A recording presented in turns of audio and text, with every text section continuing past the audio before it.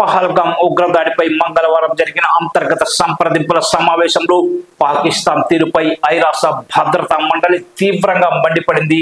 ANI media కథనం ప్రకారం ఉగ్రదాడిలో లష్కరే తోయిబా సంస్థ ప్రమేయం ఉందా అని మండలి సభ్య దేశాలు పాక్ ని ప్రశ్నించాయి.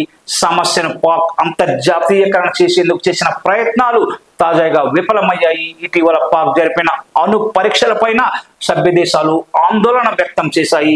ఉగ్రదాడిపై జవాబుదారీగా ఉండాలని పాకిస్తాన్ ని కోరాయి.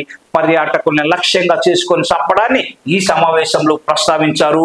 భారత్తో ఉద్రిక్తల కారణంగా వచ్చే ఆర్థిక సంవత్సరానికి సంబంధించి వార్షిక బడ్జెట్ లో రక్షణ రంగ కేటాయింపులను 18% పెంచాలని పాకిస్తాన్ లోని సంకీర్ణ ప్రభుత్వం నిర్ణయించింది. దీంతో రక్షణ రంగానికి 2.5 లక్షల కోట్ల మేర కేటాయింపులు జరగనున్నట్టు మీడియాలో కథనాలు వెలువడ్డాయి. అయితే ఐక్యరాజ్య సమితి పాకిస్తాన్ ని తీవ్రంగా ప్రశ్నించడంతో అంతర్జాతీయ సమాజం ఒక్కసారిగా ఉగ్రవాదంపై ఒక సరికొత్త అంశాన్ని రేకెత్తించినట్లయింది.